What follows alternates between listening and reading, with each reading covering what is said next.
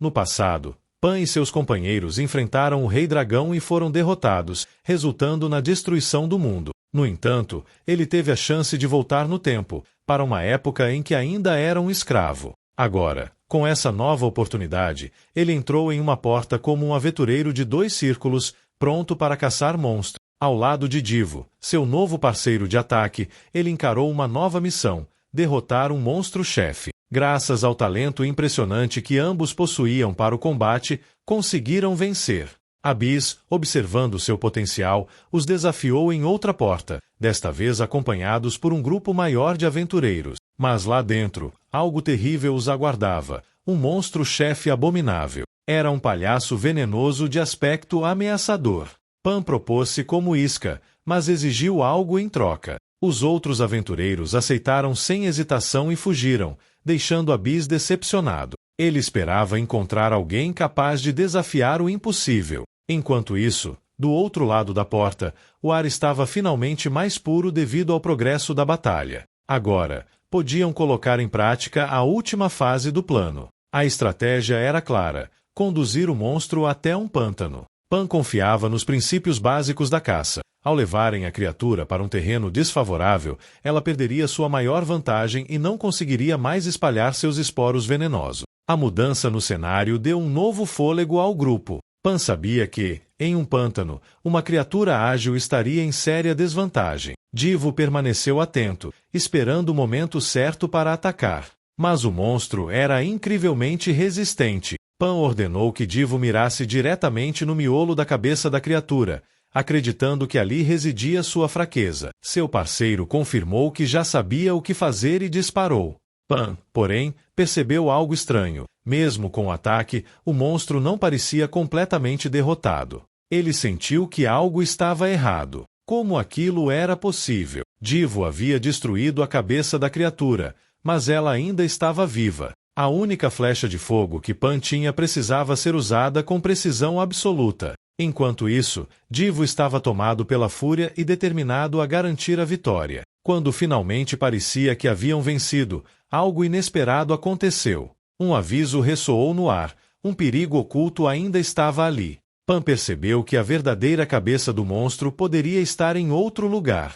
E, mesmo em sua morte, a criatura ainda conseguia ser repulsiva. A luta finalmente chegou ao fim, mas Divo manteve-se alerta, incapaz de acreditar que estava tudo resolvido. Sua desconfiança era instintiva, mas Pan garantiu que estava acabado e elogiou seu desempenho. Agora, só restava esperar que a névoa venenosa se dissipasse para que pudessem coletar a recompensa. Em outro lugar, risadas ecoavam. Hakan zombava de Abyss por ter voltado de mãos vazias. Ele realmente acreditava que seu subordinado ainda era teimoso? Abyss apenas se desculpou e sugeriu convocar oficialmente os Cavaleiros de Signas. Em meio à discussão, um grito irrompeu. Alguém do outro lado da porta estava chamando por eles. Hakan sabia que não deveria estar recebendo visitas naquele momento, mas isso não o preocupava. Pan anunciou sua chegada sem cerimônia, pois acabava de voltar de uma missão.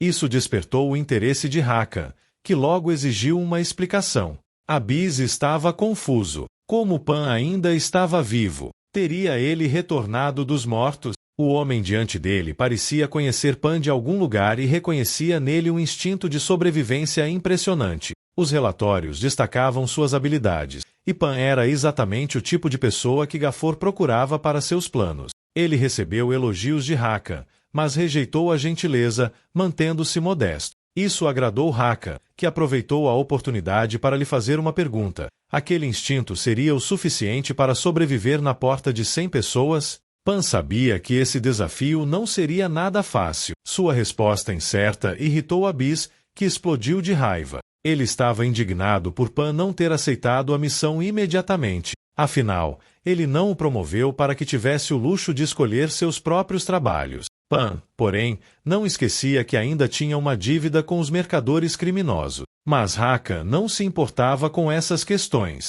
Ele queria ir direto ao ponto e saber o que Pan queria em troca. Divo não conseguia acreditar no que ouvia. Pan havia pedido 5 milhões de mesos para cada um deles, totalizando 10 milhões. Isso era muito dinheiro. Ele se desculpou por sua reação exagerada, mas estava convencido de que Pan havia ido longe demais. Era improvável que aceitassem essa proposta. Já ter acesso à porta de 100 pessoas era uma grande oportunidade por si só. Pan lembrava que a decisão final não estava em suas mãos, mas sim nas de Abyss e Haka. Ainda havia uma chance de receberem boas notícias. Divo, porém, acreditava que Pan não tinha consciência das consequências de seu pedido. Se o ataque fosse cancelado, eles poderiam acabar despertando a ira de Abyss. Então, uma nova voz surgiu. Buru entrou na conversa, observando com sarcasmo a interação entre os dois aventureiros. Divo reagiu imediatamente, percebendo que Buru tinha segundas intenções.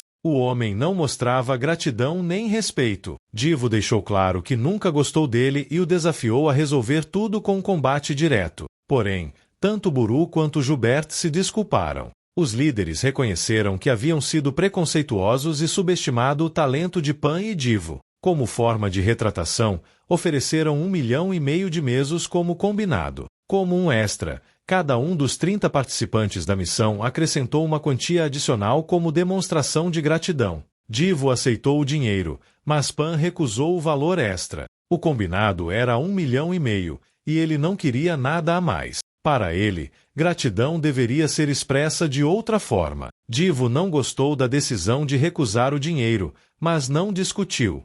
Pan se dirigiu a Buru e o desafiou com uma pergunta direta. Abyss se preocupava com a situação, pois sabia que Pan poderia contratar aventureiros mais experientes com esse pagamento. Haka, por sua vez, estava disposto a pagar o dobro para garantir que conseguissem o que queriam. No fim, Pan conseguiu o que desejava, e Divo, ainda incrédulo, apenas observava enquanto seu parceiro, como sempre, mantinha frieza diante da situação. Não era o momento para distrações, e Pan deixou isso bem claro. No entanto, Divo, confiante, afirmou que agora tinha experiência suficiente como aventureiro e que não havia motivo para preocupações. A tensão era perceptível. Divo percebeu que nunca havia visto aqueles rostos antes. Um dos homens se aproximou e perguntou se eles eram da Guilda Gafor. Ele se apresentou como um aventureiro de rank I, aluno da Guilda dos Mercadores Zenith. Pan, por sua vez, disse que era um aventureiro CLC. O homem da Guilda Zenith demonstrou surpresa imediatamente, pois, pelo que sabia, apenas aventureiros de 2 círculos tinham permissão para entrar naquela porta. Ele achou estranho ver um aventureiro de rank C ali. Antes que pudesse pensar mais sobre isso, uma mulher exigiu passagem, afirmando que precisava discutir assuntos com Pan. O aventureiro de Zenith deduziu que Pan fazia parte daquele grupo de tolos e, sem mais delongas, se retirou, sentindo que havia desperdiçado seu tempo. Algum tempo antes, ao receber o chamado para participar da missão da porta de 100 pessoas, Pan exigiu uma explicação. Porque ele deveria seguir as ordens de Abyss. No entanto, seu superior não forneceu detalhes, apenas reafirmou que havia uma razão sólida para isso. A Guilda dos Mercadores Gafor trabalharia em conjunto com os Cavaleiros de Signas nessa missão.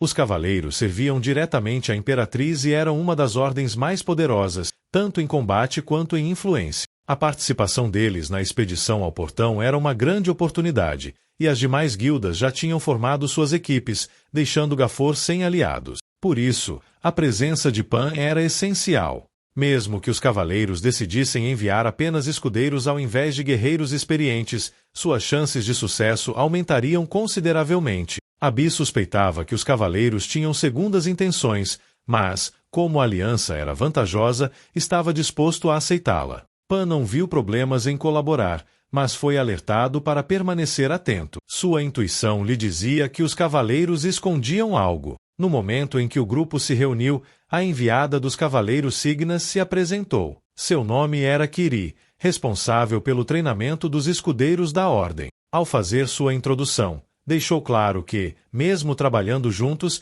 eles não deveriam se considerar iguais. Ela afirmou que não queria que a missão se tornasse algo entediante, então todos deveriam seguir suas ordens sem questionamento. Divo logo percebeu que ela possuía a mesma arrogância dos aventureiros de Zenith. Quando Kiri perguntou se aqueles eram os aventureiros enviados por Gafor, Pan respondeu que, pelo que parecia, Gafor havia sido deixado de lado, julgando pela qualidade dos enviados. Kiri compartilhou da mesma opinião.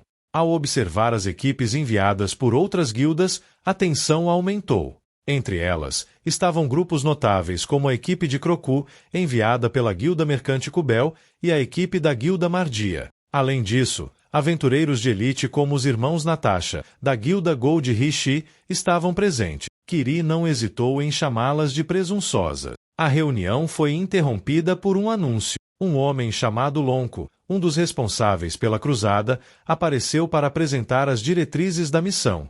Embora seu grupo estivesse ali apenas para suporte, ele fez questão de reforçar as regras do ataque ao portão. Segundo ele, qualquer item encontrado pertenceria à guilda como entidade, e o aventureiro que o descobrisse, junto com seus companheiros, receberia uma compensação adequada. Entretanto, as pedras de mana poderiam ser mantidas por quem as encontrasse. Além disso, qualquer pessoa flagrada roubando um item teria que enfrentar aventureiros de classe B, incluindo o próprio Lonco. Divo observou o grupo e sentiu que havia informações importantes sendo omitidas. Quando Lonco finalizou sua explicação, ordenou que todos se alinhassem para entrar no portal. Kiri, assumindo o comando, declarou que os Cavaleiros Signas liderariam a missão. Divo se irritou imediatamente e afirmou que se recusava a trabalhar sob suas ordens. Pan, por outro lado, estava mais focado no que estava por vir.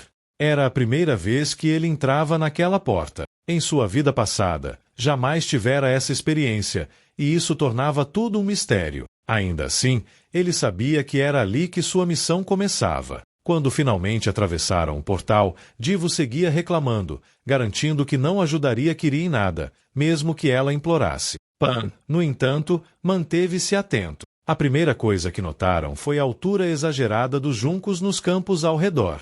Divo questionou isso, mas Kiri o repreendeu, dizendo que ele deveria focar na missão. Ignorando a discussão, Divo percebeu o silêncio de Pan e quis saber o que ele estava fazendo. Para sua surpresa, Pan estava rezando. De repente, um dos aventureiros apontou um som estranho. O grupo logo percebeu a aproximação dos porcos Ribbon, o que causou alarme geral. Estimavam que pelo menos 100 estavam correndo em direção a eles. Kiri imediatamente ordenou que se dispersassem para afastar os monstros e proteger os aventureiros que ainda estavam atravessando o portal. Uma das guildas mercantes anunciou que cuidaria da linha de frente. Kiri propôs uma estratégia: direcionar os porcos para a floresta, onde os obstáculos naturais dificultariam seus movimentos. Um dos cavaleiros alertou que havia um problema: os aventureiros enviados por Gafor não estavam onde deveriam. Divo suspirou, aliviado por finalmente estarem longe da confusão. O grupo havia conseguido se separar do restante e agora estava sozinho. Um aventureiro perguntou como Pan conseguiu prever a chegada dos porcos. Pan explicou que, baseado em sua experiência, criaturas que se moviam em hordas sempre apareciam em terrenos planos. Os porcos Ribbon eram enormes, chegando a mais de 2 metros de comprimento, e se deslocavam em grandes grupos, variando de centenas a milhares. Ainda assim, ele sabia que, apesar de problemático, esses monstros não seriam desafios impossíveis para a maioria das guildas presentes. O verdadeiro obstáculo seria evitar que desperdiçassem energia desnecessária logo no início da missão. Afinal, ninguém sabia quais perigos aguardavam nas profundezas da porta, e a única forma de descobrir era avançando. A certeza de Elaun era de que coisas terríveis não terminam com os porcos Ribbon. Isso ficou claro desde a cruzada do portão de 100 pessoas, onde na floresta adormecida, da vida passada, o número de sobreviventes foi 0. Todas as equipes foram eliminadas, e com isso, o relatório da missão foi encerrado. A voz de Divo, perguntando sobre sua expressão séria, interrompeu o pensamento de Elaun. Ele não sabia exatamente o que ele queria dizer com aquilo, mas imaginava que poderia ser uma armadilha. No entanto, ele não conseguia entender quem poderia ter preparado algo assim. A equipe de Crocus parecia ver a situação como algo trivial. Um dos membros da equipe até mencionou que desativaram todas as armadilhas, e Crocus avisou Babel para não baixar a guarda. O representante da Guilda dos Mercadores expressou que, embora desativar as armadilhas possa ter sido fácil, isso não significava que os mecanismos em si não fossem mortais. O que importava mesmo eram os monstros, que espalhavam as armadilhas e demonstravam uma inteligência surpreendente. Era claro para Crocus que só os Goblins, com sua astúcia, seriam capazes de criar algo tão complexo. Eles eram desafiadores o suficiente para enfrentá-los em combate, quase como um monstro-chefe de um Redgate. Ele sabia que apenas um aventureiro de alto nível poderia sobreviver a esse tipo de situação, e não havia muitos como ele ali. No entanto, Crocus acreditava que ainda havia algo que poderiam usar a seu favor. Ele indicou o caminho, sugerindo que fossem cuidadosos, já que os tesouros deixados pelas feras não seriam recolhidos. Enquanto isso, uma figura misteriosa expôs Crocus como alguém que não entendia nada sobre o que estava acontecendo. A horda de porcos Ribbon, para ele, era apenas uma distração.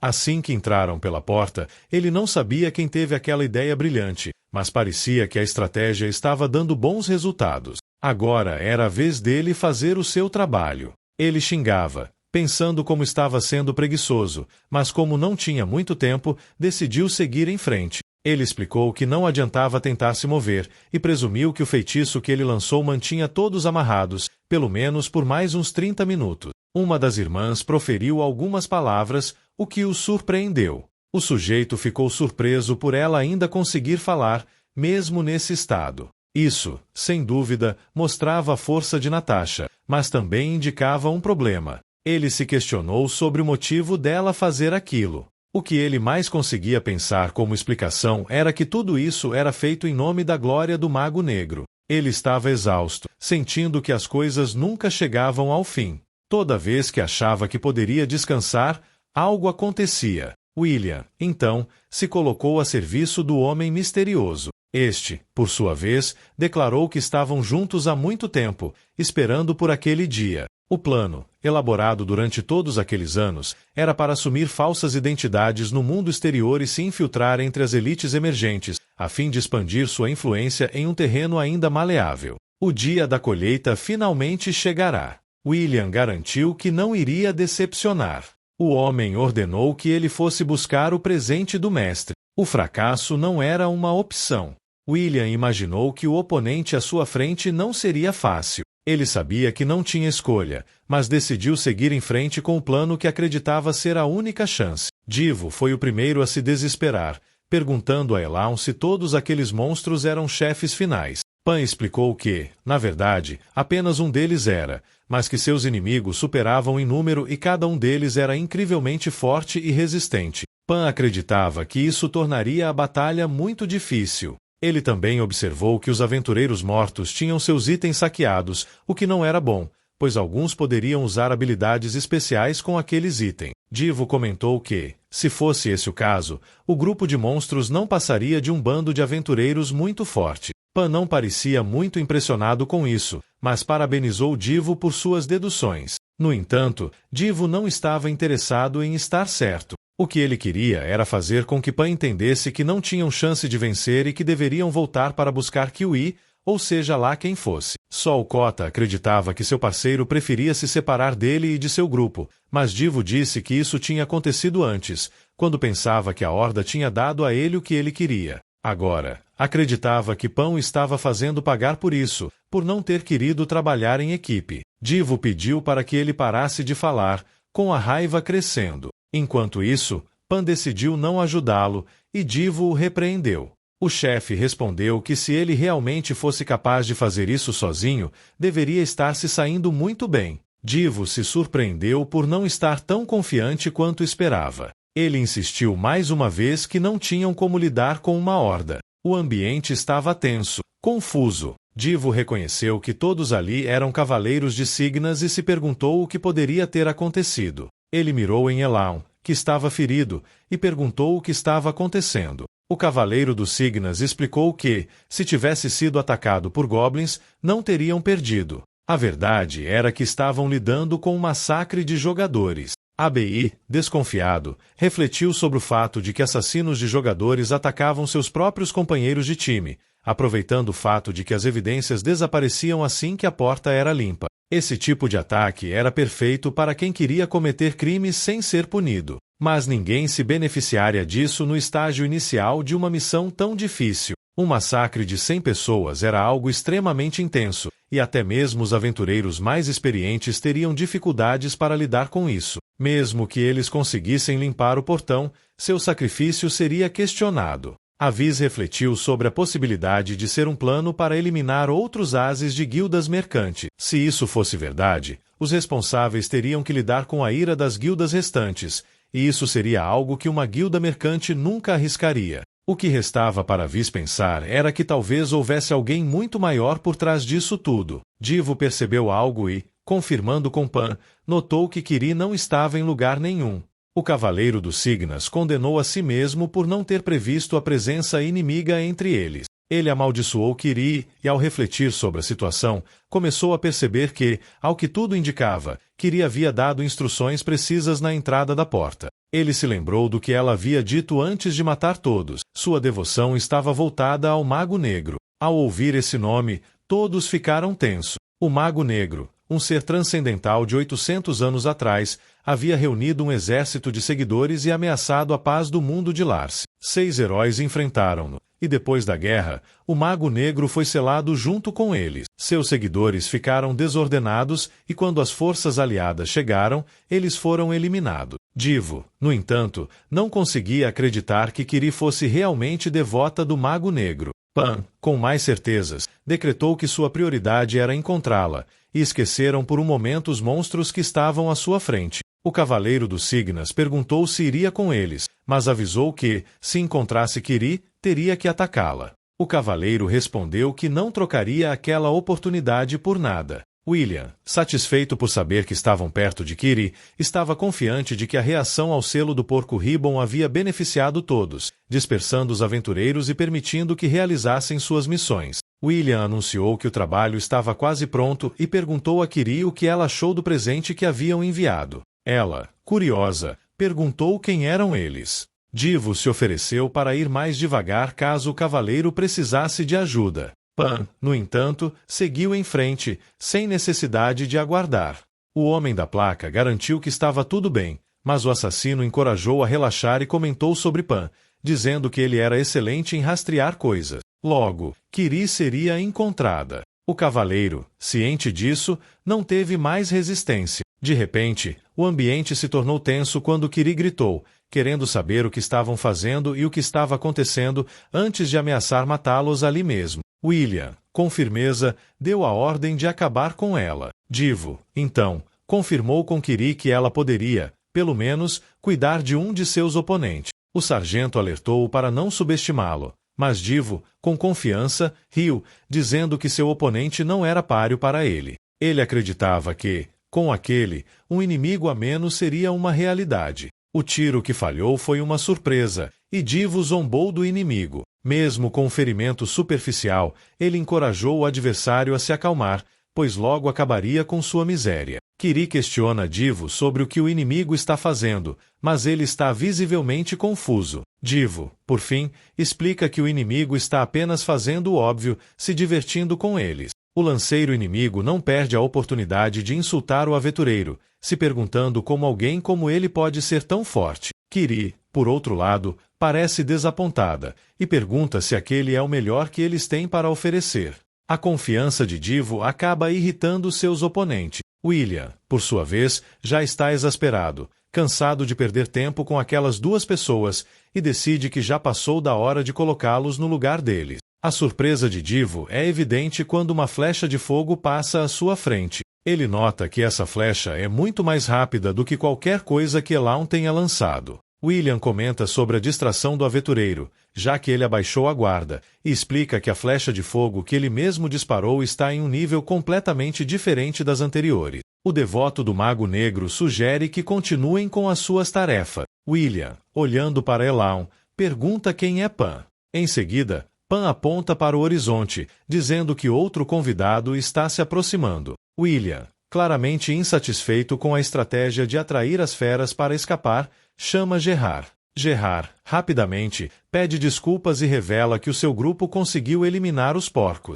William, impaciente, responde que não há tempo a perder e ordena que perseguem os aventureiros. Gerard, então, ordena que a perseguição comece. William reflete consigo mesmo que, caso eles consigam sair da porta, a situação vai se complicar muito, mas algo em Elpan parece incomodá-lo, e ele não consegue entender o motivo. Logo, um de seus subordinados chega com a notícia de que uvas foram avistados nas proximidades. William pede que eles retenham Elan caso o localizem, já que ele mesmo irá cuidar do aventureiro. Gerard sugere que eles devem eliminar o alvo imediatamente, visto que Pan parece ser um adversário difícil. William, porém, minimiza as preocupações de Gerard, convencido de que ninguém ali dentro da porta é mais forte que ele. Divo, recordando a expressão dos bandidos, espera que os porcos Ribbon tenham matado todos eles.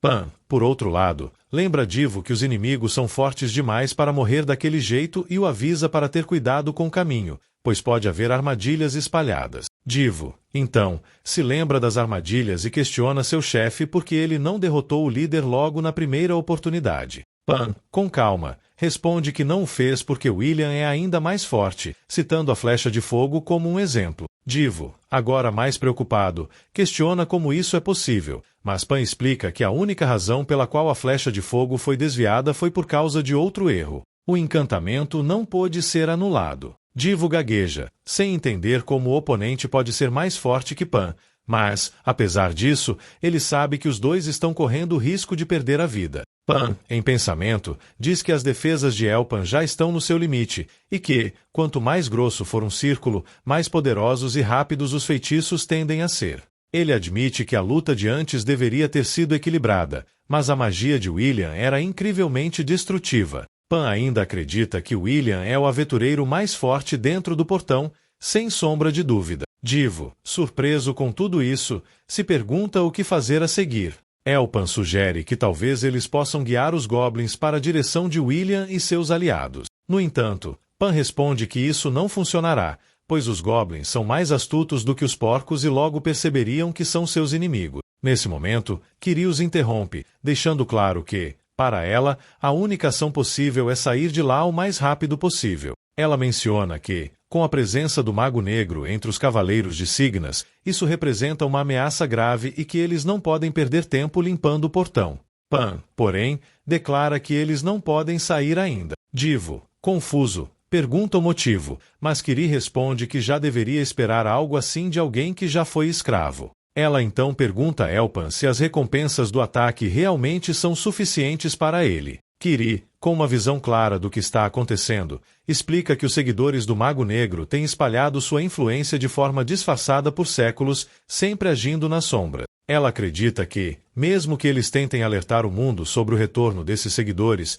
isso só fará com que eles se escondam ainda mais, e ninguém mais será capaz de encontrá-los. Pan, então, reflete que nem lutar nem fugir são opções viáveis. Ele quer saber o que Kiri propõe, mas ela o interrompe e exige que ele calhe a boca se não tiver um plano. Para ela, a única coisa a fazer é sair o mais rápido possível. Pan, pensativo, diz que ainda não se sabe quem está caçando eles. Quem quer que seja, é óbvio que os devotos do Mago Negro sabem que, se não os encontrarem, eles estão perdidos. Divo, sem mais opções, decide que o único caminho a seguir é enfrentar os devotos, mesmo que isso signifique um grande risco. O cenário é de tensão crescente, com os personagens tentando decidir a melhor forma de lidar com as forças que estão contra eles. Andra se xingava mentalmente, achando que era um completo idiota por ter ido direto ao encontro deles. Ele sabia que estava pedindo para morrer, mas não se importava. Divo, seu parceiro, o chamou de Ju e sugeriu que ele se preocupasse mais com a própria segurança.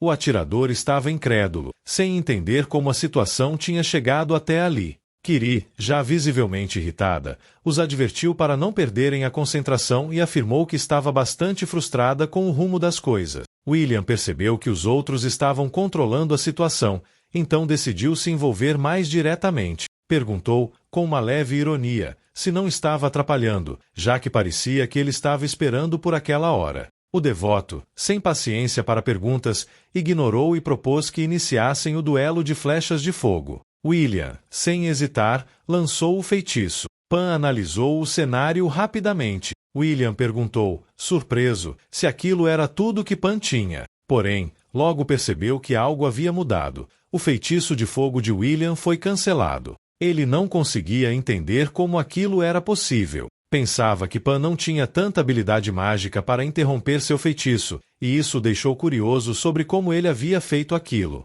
Pan, com seu jeito calmo, não parecia disposta a explicar, e William não estava nem aí. Sabia que logo entenderia o que estava acontecendo. De repente, William percebeu algo ainda mais impressionante. Pan usava a telecinese para mudar a trajetória da sua flecha de fogo, algo que ele nunca tinha visto. Ele ficou irritado, achando que era um ultraje que Pan estivesse amplificando sua habilidade com essa técnica. William se convenceu de que aquele garoto realmente tinha um talento natural para a magia. Ele odiava prodígios como ele. O combate se intensificava, e William desafiou Elaun a se mostrar forte. Com um sorriso debochado, William perguntou a Elaun se ele estava realmente começando a brincar de esconde-esconde, já que ele não tinha visto aquele contra-ataque vindo. Mas Elaun anunciou que a brincadeira tinha acabado. Foi então que William viu o que estava acontecendo. Pan conjurou 2 feitiços seguidos. O primeiro foi o hálito venenoso, que causava danos ao inimigo,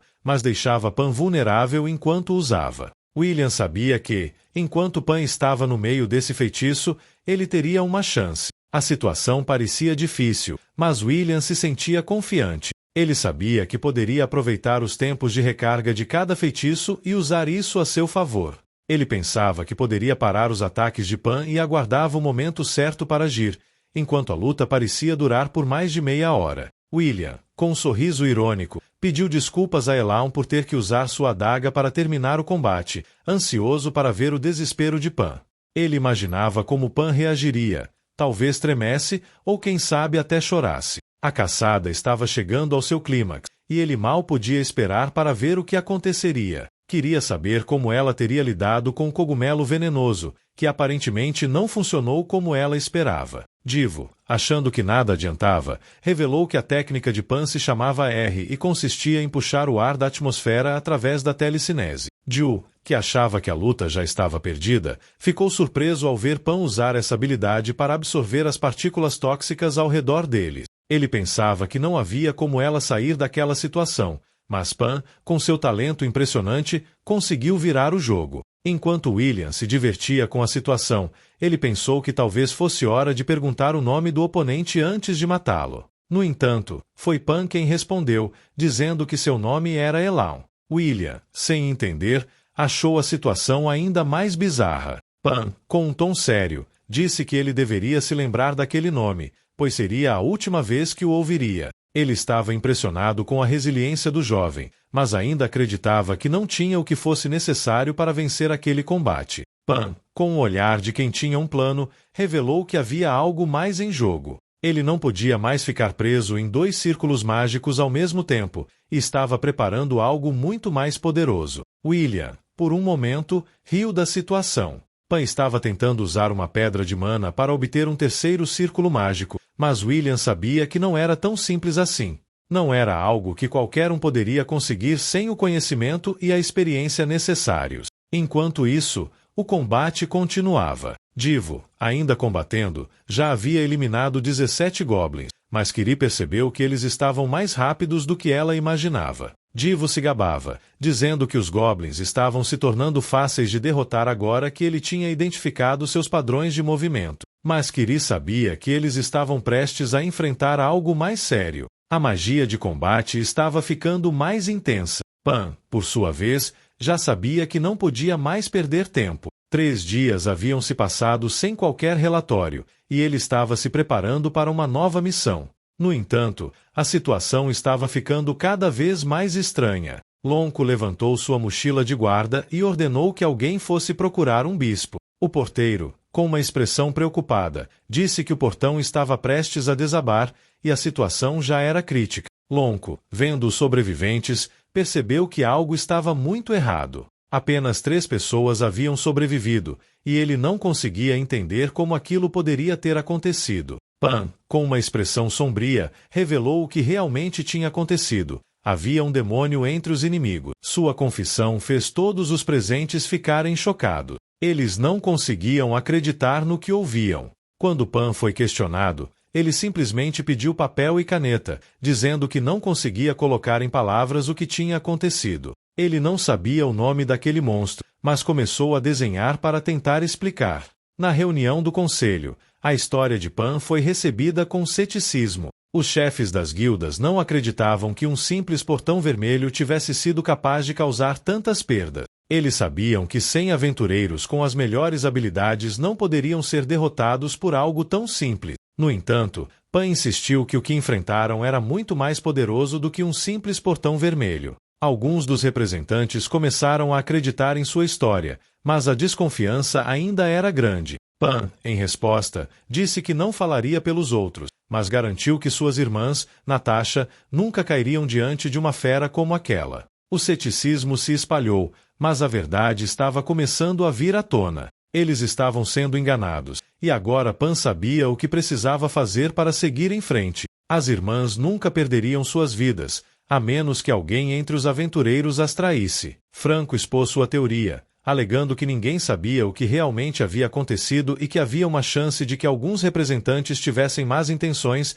independentemente do plano original. Ele achava estranho que os únicos sobreviventes fossem da mesma guilda. Abyss, interrompendo, disse para parar com as suposições sem fundamento, acusando Franco de insinuar que Gafor estava envolvida. Na verdade, os sobreviventes tinham apenas um membro da guilda que se tornará um aventureiro de 3 círculos por pura coincidência. Franco, então, acusou Abyss de considerar os aventureiros de outras guildas como inferiores, mas Abyss rebateu dizendo que ele estava apenas apontando os fatos. Em seguida, ele convidou Franco a explicar, se Gafor tivesse aventureiros tão habilidosos, porque ainda era a menor guilda entre as 10 melhores.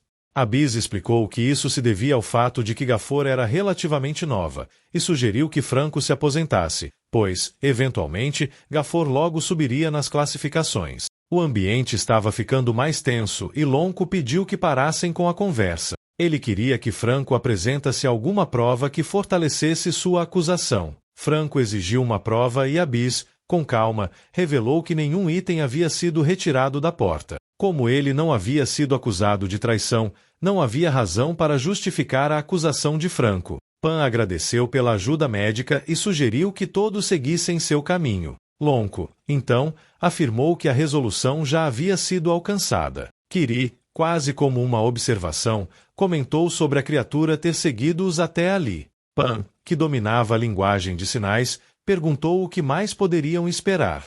Depois de exterminarem os seguidores do Mago Negro e todos os Goblins Verdes, o próximo passo seria destruir todos os itens encontrados, se ferirem e matar o chefe. Mas Pan tinha em suas mãos uma pena de fênix, um artefato que amplificava a destruição dos feitiços de fogo em 30%. Além disso, ao contrário de outros itens, os efeitos da pena de fênix se acumulavam com outros benefícios. Elpan, então, compreendeu por que ninguém mais sobreviveu a esse portão em sua vida passada. Ele havia ido atrás daquele item, não importando as consequências. Mas, Kirill lembrou das próprias palavras de Elpan, dizendo que sair com um item não registrado era razão suficiente para ser visto como traidor. A jovem pediu que ele não fosse ganancioso e seguisse o plano. A saída do portão estava próxima e sua tarefa ali estava prestes a terminar. Foi então que apareceu um caracol de estimação. A diferença desses caracóis para os normais é que eles não são hostis e têm a tendência de coletar itens. Quanto mais itens pegam, maior sua concha. Esses caracóis foram descobertos em sua vida passada. Kiri ficou surpreso com o que aconteceu e perguntou como Elpan sabia sobre os caracóis. O jovem, com uma leve expressão de satisfação, respondeu que não custava tentar, e agora ele tinha sua recompensa. O cavaleiro, satisfeitos com o resultado, perguntou como eles prosseguiriam dali. Pan sugeriu que não perdessem a paciência. Os seguidores estavam entre os cavaleiros de Signas e qualquer informação deveria ser administrada com cautela, pois um passo em falso poderia colocar tudo a perder. Eles precisavam esperar. Pan confiava que o relatório já havia sido entregue. Todos os aventureiros das guildas mercantes Zenith, Mardia, The Gold, Rishi, o Ninho e Sky haviam sido eliminados. A cruzada foi um fracasso. A versão oficial dizia que todos foram derrotados pelo chefe final, exceto 3 aventureiros de Gafor que mal conseguiram sobreviver. Durante a reunião, uma teoria de conspiração circulava, mas as acusações contra a guilda de comerciantes Gafor foram descartadas, pois não havia evidência. O mensageiro não poderia afirmar que a missão fora um sucesso, mas suas identidades estavam cobertas e o plano seguiria para a próxima fase. O homem perguntou qual identidade estava coberta, e o mensageiro explicou que o plano era eliminar todos os grupos antes de atacar o chefe final. Ele deduziu que os 3 sobreviventes haviam encontrado William, mas Pan não mencionou essa reunião em sua declaração.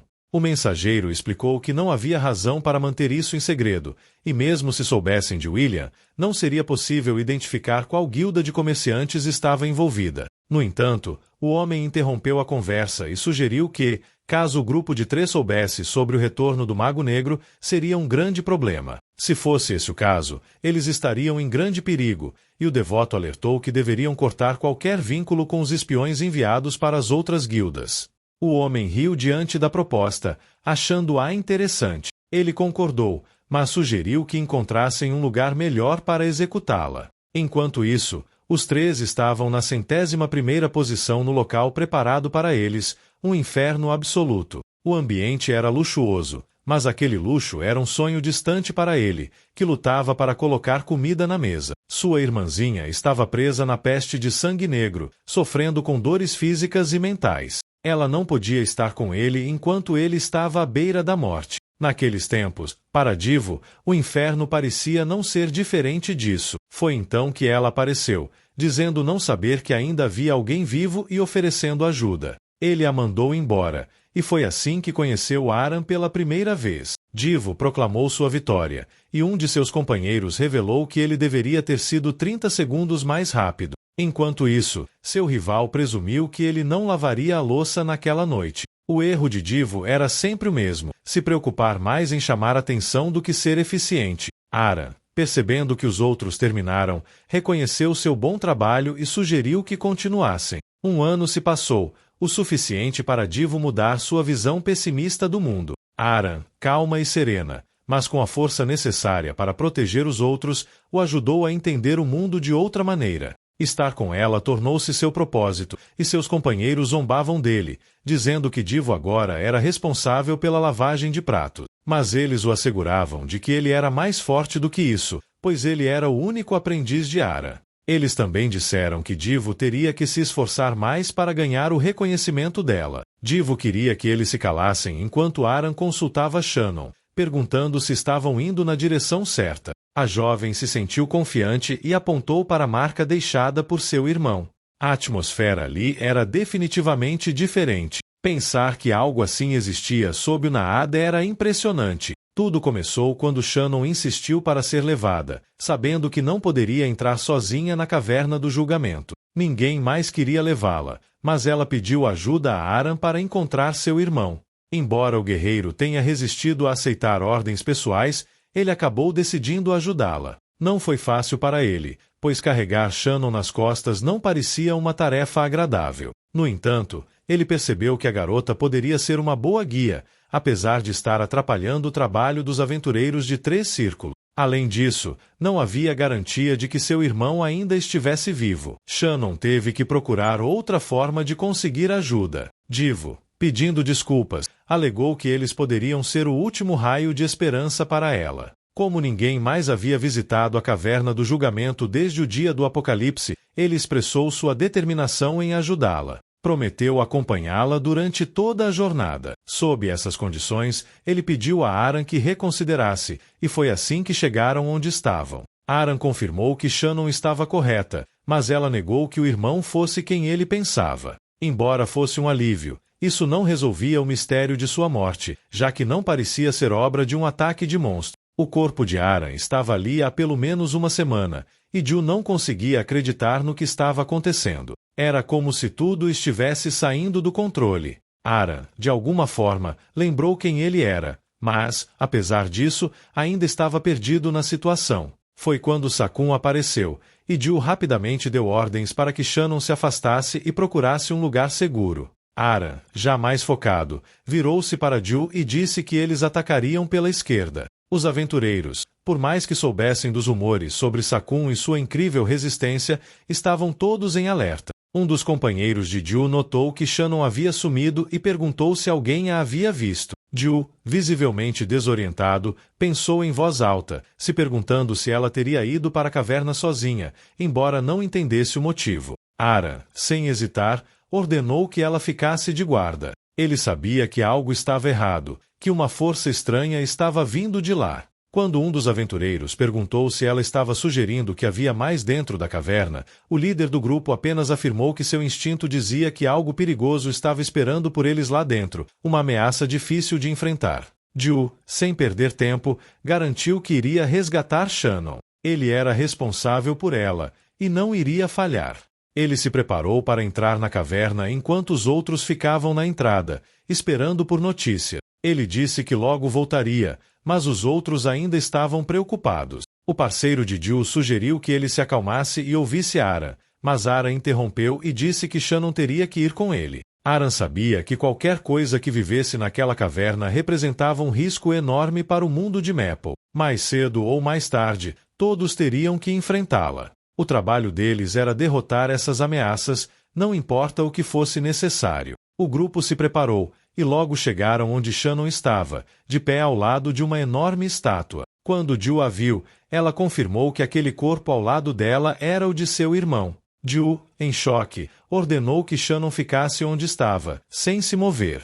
Ele ia atrás dela. Shannon, ao ouvir a voz dele, se sentiu aliviada. Ela sabia que podia confiar nele, e estava agradecida por ele ter vindo. Mas ela também sabia que não haveria mais volta. A verdadeira batalha começaria agora. Ela explicou a Jill sobre a verdadeira natureza de Sakun. As pessoas acreditavam que Sakun era apenas uma estátua, mas o que ninguém sabia era que ele era uma entidade muito mais poderosa. Sakun não era uma simples estátua, mas sim uma árvore colossal. Eles ainda não haviam enfrentado o verdadeiro Sakun. Aaron, ouvindo isso, agradeceu a Shannon por compartilhar essa informação. Ele sabia o que precisava fazer agora: destruir a árvore de Sakun. Disse que se ela saísse dali, ficaria em segurança, mas Shannon sabia que não podia simplesmente abandonar seu irmão. A luta já tinha começado, e agora tudo era questão de sobrevivência. Jill, ainda confuso, queria mais explicações, mas Shannon apenas afirmou que já não havia mais tempo. Eles haviam começado a luta quando entraram naquela caverna. Sakun não era apenas uma estátua, ele era uma força muito maior. Jill tentou entender, mas as palavras de Shannon só o deixavam mais inquieto. Miriam, em um momento de raiva, acusou Jill de ter matado seus amigos. Shannon, com uma calma desconcertante, explicou que nada disso importava mais. Miriam o veria como um inimigo e só teria um objetivo: vingança. A tensão estava no ar. A batalha estava prestes a começar, e Jill sabia que precisaria lutar com tudo o que tinha, mas a dor e a confusão o tomavam, enquanto Aaron, com sua experiência, comandava a ação. O que seguiu foi algo que ele não esperava. Jill sabia que não tinha mais como voltar atrás. Jill, com um peso enorme em seus ombros, pediu perdão a Aaron por tudo o que havia acontecido. Ele sentia que estava falhando. Aaron, por sua vez, tentou confortá-lo, explicando que ele era um guerreiro com imenso potencial, muito maior do que ela tinha sido na idade dele. Jill, no entanto, não queria ouvir isso. Ele não se sentia capaz. Aaron, olhando para Jill, falou com um tom mais suave, dizendo que o destino do mundo estava em suas mãos. Ela acreditava que ele faria o que fosse necessário, pois ele era o único em quem ela confiava. Não era mais sobre ela, mas sobre Jill. Mas Jill, ainda lutando contra seus próprios sentimentos de inadequação, não queria ouvir. Para ele, seria impossível ser tão forte quanto Aaron, mas ela, com firmeza, lhe disse que o futuro estava em suas mãos. Ele tinha o potencial para mudar o mundo. Com Aaron já perdida, Jill precisou lidar com a realidade de que agora ele era o único que poderia enfrentar o que estava por vir. O peso da perda de Aaron era demais para ele, e o grupo, depois de sua morte, seguiu em frente, embora sentindo que nada mais faria sentido sem ela. Jill sabia que agora tinha uma responsabilidade ainda maior. Ele não podia falhar. Mesmo com todos os erros e falhas passadas, ele sabia que precisava seguir em frente. Sua missão estava apenas começando, e ele tinha que cumprir o que restava. O jovem confirma a história, mas Hakan percebe que há algo mais e decide investigar. Ele então pergunta a Ellawn se ele realmente não sabe nada sobre a porta. Ele explica que, a menos que Ellawn forneça informações úteis sobre essa cruzada específica, ele não poderá pagar. Abei sabe que precisa do dinheiro, e Pan, com um toque de arrependimento, diz que deveria ter começado de outra forma. Ele então revela que quer quitar sua dívida de 2 milhões de mesos com isso, o que cobre todo o empréstimo. Avis, surpreso, não entende como Pan conseguiu juntar tanta grana, já que Gafor não pagou nem metade disso. Isso só pode significar que Pan tem uma ou duas fontes de renda secretas que ninguém conhece. O momento em que ele escolheu agir também é curioso, o que demonstra que ele está com tudo muito bem planejado. Avis, impressionado, o parabeniza, dizendo que a partir de agora ele é um aventureiro livre. Com isso, é hora de discutir um novo contrato, e Avis convida Pan para definir os termos. Pan, então, exige 50 milhões de mesos, o que faz Avis perder a paciência, dizendo que nenhuma organização pagaria esse valor a um aventureiro de nível C. Pan entende a resposta e encerra a negociação. Divo pergunta a Pan como foi a conversa, e ele conta que Avis rejeitou a proposta assim que ouviu o valor. Divo pergunta quanto Pan pediu, e Pan responde os 50 milhões de mesos. A reação de Divo é a mesma de Avis, mas ele fica ainda mais chocado. Divo começa a se perguntar o que está acontecendo naquele lugar. Pan observa que Divo parece conhecer o lugar e ele confirma que sim, conhece. Aquelas são as favelas onde ele cresceu. Ele lembra que, quando era criança, nunca aceitava nenhum trabalho que o mantivesse naquele lugar. Talvez sua situação atual não seja melhor, mas nada se compara à vida nas favelas. Ele conta que essa área já foi próspera, mas hoje é infestada de criminosos. Divo tem certeza de que é uma das piores áreas da Ilha Vitória. Eles se veem no meio de uma briga, mas um homem os reconhece e, desesperado, diz que foi incriminado por roubo e espancado por criminosos. Ele pede ajuda, implorando para que seus irmãos o socorram. Os outros homens explicam que o homem roubou um gadget e o vendeu, exigindo que Divo e Elpan paguem 3 milhões de mesos para libertá-lo. O homem, então, responde que ninguém o viu cometer o crime e que, portanto, não podem acusá-lo de algo sem provas. Ele os manda se afastarem e sai dizendo que, agora que tem os 3 milhões, pode ir embora. Ralph, que estava observando a situação, se surpreende ao ver que Pan conhece o homem. Ele começa a acreditar que Pan está tentando recrutá-lo para sua jornada. Pan, no entanto, responde que, por enquanto, ele não tem dinheiro para pagar.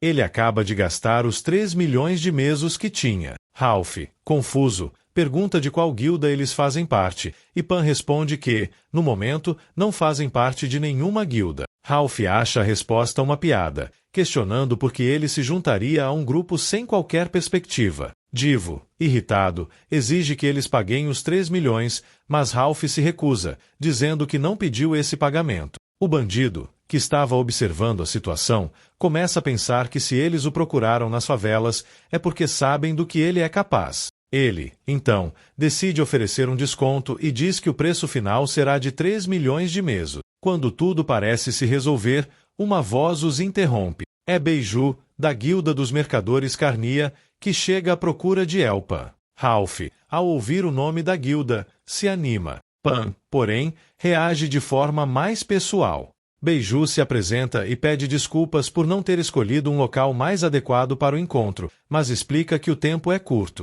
A Guilda Carnia está interessada nas habilidades de Elpan e seu grupo. Beiju vai direto ao ponto. A guilda quer recrutar eles, mas para isso, eles terão que passar por um teste de entrada. O teste consiste em limpar uma porta, e se conseguirem, Beiju pagará 3 milhões de mesos adiantado, além de um contrato de 50 milhões de mesos. Ralph, interessado, logo demonstra entusiasmo. Beiju informa que a cruzada acontecerá à meia-noite, em 3 dias, e se despede, dizendo que espera vê-los lá. Divo, empolgado, comemora. Pan então se vira para Ralph e diz que ele já tem o dinheiro que queria e que o contrato será de 1 ano, com 7 milhões de mesos por cada porta limpa. Divo, ainda um pouco desconfiado, pergunta se Pan está falando sério, já que tudo está acontecendo tão rápido, e ele começa a achar que há algo estranho com o comportamento de Pan, que está disposto a gastar 10 milhões de mesos com alguém tão incerto. Pan sugere que eles saiam logo, ou vão se atrasar para o próximo compromisso. Divo, curioso, pergunta para onde estão indo, mas Pan não dá uma resposta clara, deixando o assunto no ar.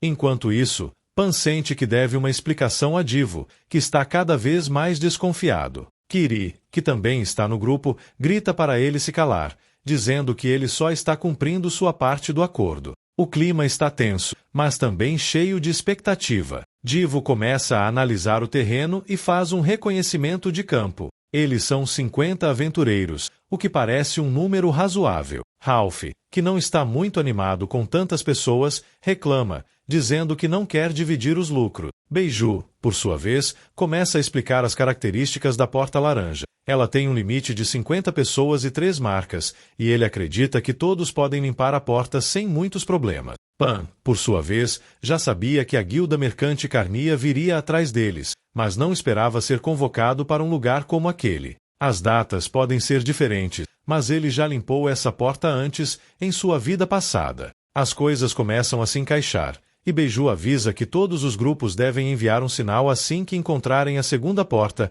para que o resto do grupo possa se reunir. Divo, surpreso, percebe que há uma segunda porta, o que significa que cada porta tem reinos diferentes, dependendo da cor. As portas amarelas têm 3 reinos, as verdes têm 4 e as laranjas, como a que eles vão limpar, têm 2. Isso significa que eles terão que fazer 2 viagens, já que cada reino é um ecossistema diferente, com monstros diferentes. Kiri avisa o grupo para se preparar mentalmente, e Ralph conclui que a situação é mais complicada do que ele imaginava. Ele não esperava que Divo fosse tão inexperiente, o que acaba deixando-o irritado. Ele grita para Divo se calar e começa a discutir com ele. Pan entende que, embora tenha recrutado Divo, isso não significa que ele seja o líder do grupo. A liderança deve ser do mais talentoso. Pan menciona que não sabia que Ralph estava tão ávido por poder, mas no fundo, sabe que ele está fazendo tudo isso para se destacar. Ralph propõe então uma competição. Quem fizer a maior contribuição para a cruzada, liderará o grupo. Ele, claro, acredita que será ele. Ele celebra, achando que poderá se tornar líder e tornar a missão ainda mais interessante. Aqui chegamos ao fim. Obrigado a todos por assistir.